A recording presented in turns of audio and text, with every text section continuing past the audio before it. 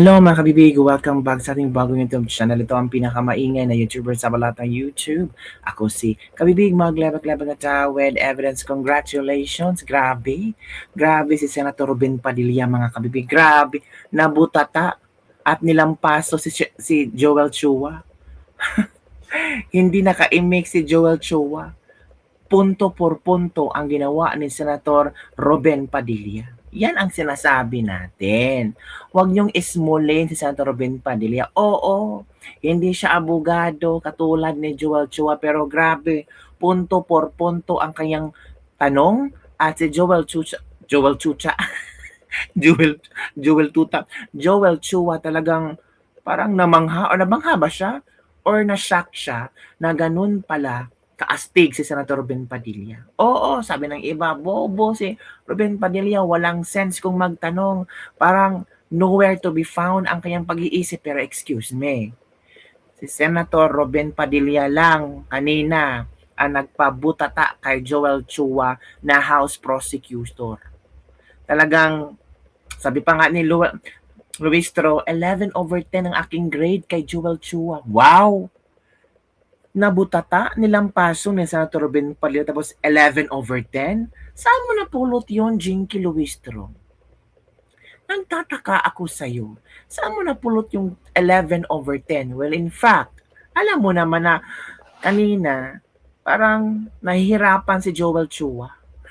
Grabe yung katanungan ni Senator Amy Marcos, ginisa na Senator Amy Marcos yung witness, tapos si Senator Ruben Padilla straight to the point yung mga tanong at nakuha niya ang dapat niyang sagot galing sa mga bibig nyo.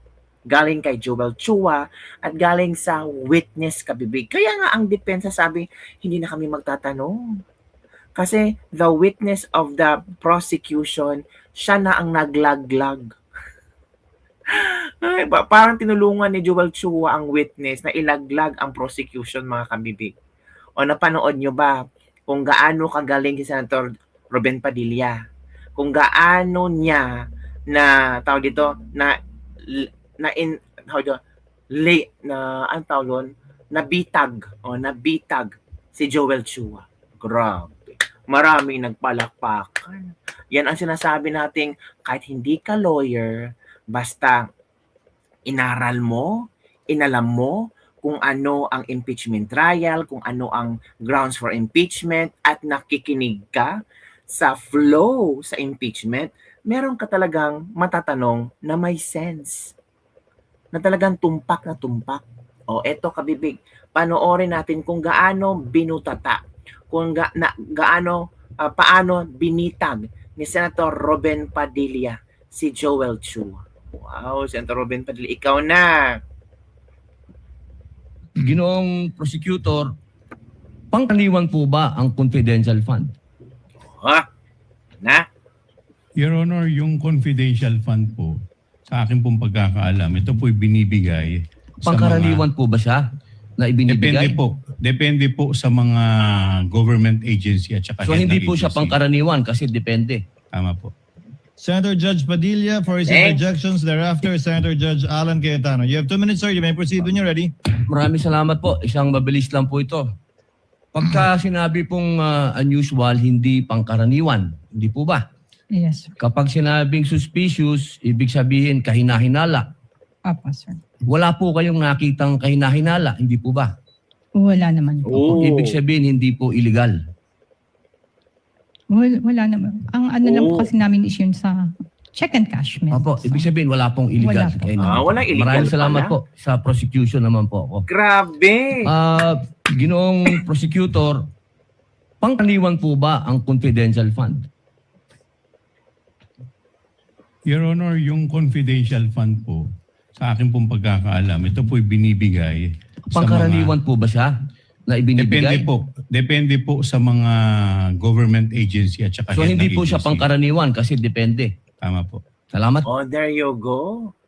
Iba tanong si Senator Ruben Padilla, hindi pala illegal ang ginawa ni BP Sara. Hala ka. Nabitag ni Senator Ruben Padilla. Sa pool naman kayo ni Idol Robin, paano na kaya kung nagiging abogado pa yan?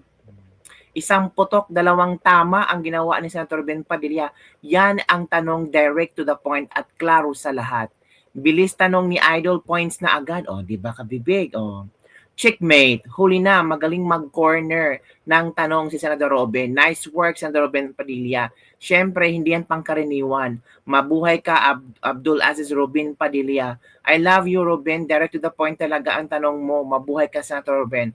Ang talino ni Senator Robin, ha? Mga tanong lang niya ang nakakapanginig sa mga witness. O, di ba? O, marami na ang talagang humanga kay Senator Robin Padilla. Magaling talaga si Senator Robin Padilla. Yan ang magandang direct.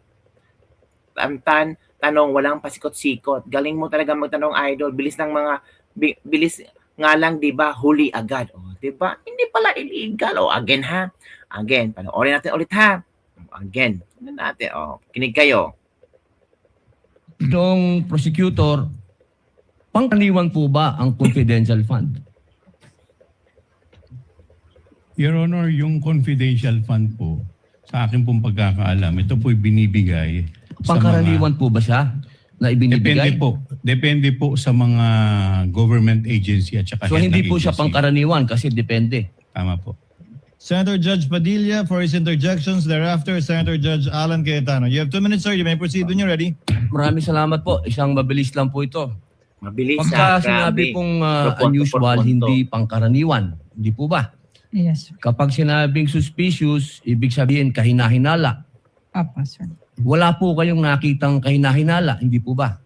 Wala naman. Opo, Oo. ibig sabihin hindi po illegal. Wala naman. Ang ano lang po kasi namin is yun sa check and cash method. Opo, ibig sabihin wala pong illegal. Wala po. Kayo nakita. Okay. Maraming salamat po. Sa prosecution naman po ako. Galing. Ginoong Galing talaga prosecutor, sa Robin Padilla. pangkaraniwan po ba ang confidential fund? Your Honor, yung confidential fund po, sa akin pong pagkakaalam, ito po'y binibigay sa Pangkaraniwan po ba siya na ibinibigay? Depende po sa mga government agency at saka So head hindi ng po siya agency. pangkaraniwan kasi depende. Tama po. Salamat po. Sapol na sapol. Ginoong prosecutor, Sapol na sapol ni Senator Robin Padilla. Iba talaga. Naku, paano yan? Sapol na sapol si ano. Ito pa si Senator Amy Marcos, kabibig.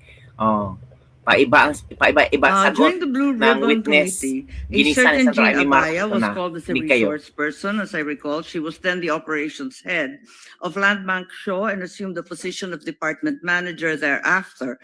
I understand, of course, that the prosecution has the right to choose your witnesses. I am simply curious, bakit hindi pinatawag si Ms. Abaya na magtestigo ngayon, samantalang siya yung may personal knowledge ng encashment ng mga cheque na pinag-uusapan? Your Honor, The at Honorable Chua may respond. thank you, Your Honor. Your Honor, at that time, when this check was in cash, si Ma'am po, ang ating pong testigo, siya po ang branch manager. Hindi po si yung nabanggit po ninyo. Yes, alam ko na siya yung branch manager, pero yung operations head at that time, si Jean Abaya. As a matter of fact, she was even able to say that the entire amount of the checks was withdrawn each encashment. So, ang lumalabas doon sa House hearing, kung naaalala kong maigi, si Miss Abaya ang direktang nakipag-deal kay Miss Acosta, di ba? Your Honor, kung maririnig po natin yung kanyang salaysay, siya po kasi yung nakikipag-coordinate sa OBP. Siya In fact, nakikipag-coordinate or sino ang direktang nakikipag-usap kay Miss Abaya kung ganon? Kay Miss Acosta, sorry. Hindi ba si Jean Abaya? Pwede po Yun ang sumagot. pagkaintindi ko doon sa House hearing eh. Pwede po akong sumagot. Yes, please. Si Jean Abaya po, siya po yung next in rank nung ako po ay branch Siya manager. yung? Next in my rank. Oo, yeah. Opo. Pero siya ba yung direktang nakipag-deal kay Miss Acosta ng DepEd? Ako po ang direktang sa OVP po.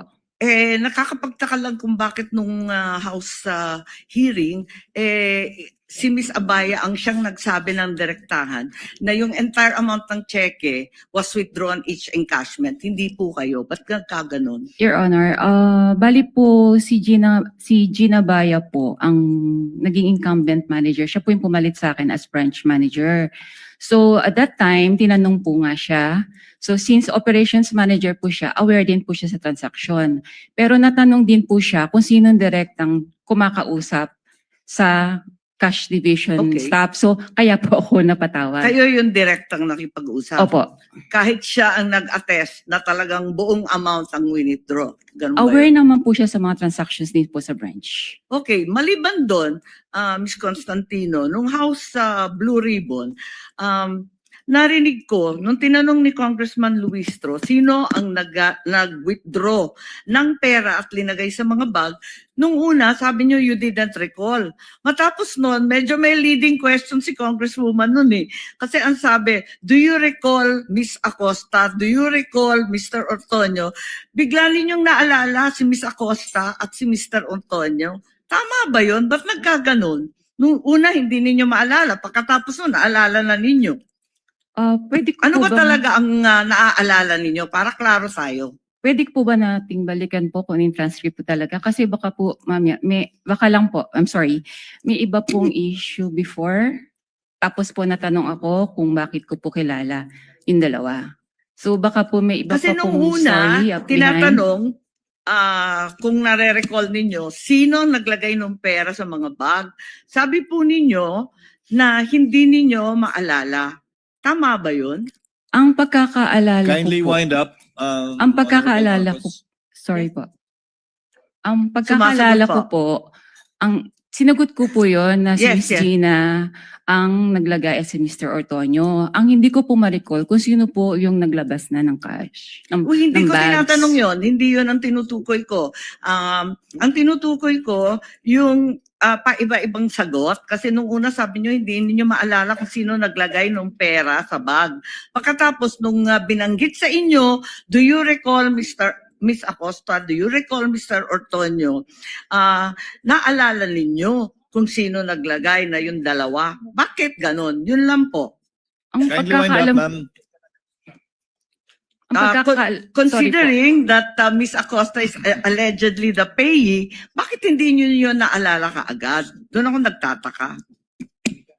Wala po akong matandaan na sinabi ko na hindi ko ma-recall po yung naglagay ng pera sa bags. Ang alam ko po, nare-recall ko kung sino po ang naglabas ng bags. Okay, Outside the bag. balikan na lang po natin yung transcript Sige doon sa po. lower house Kung pwede at po. baka maipaliwanag ninyo sa amin na maigi. Sige. Maraming salamat. During the Blue Ribbon,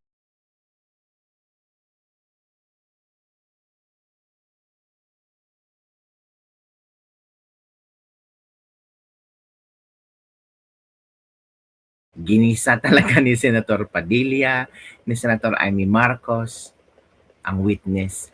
Pati si Chua nataranta. Na mental block si Chua. So yun lang kabibigang ating Libak-Libak for today. Don't forget to like, subscribe, and share this video. Bye everyone. See you next time.